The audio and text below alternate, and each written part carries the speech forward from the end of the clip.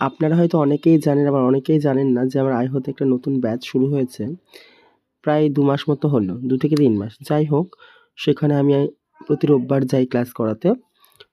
সকাল ১১টার সময় আমি চলে যাই এবং 11:30 থেকে থাকে আমার ক্লাস। আর রবিবার মানে আমার কাছে ভীষণ ব্যস্ততম একটি দিন। কারণ সকালে ঘুম থেকে উঠে আমি টিউশনি পড়াই। টিউশনি পড়িয়ে আমাকে যেতে হয় আইহোতে ক্লাস করাতে।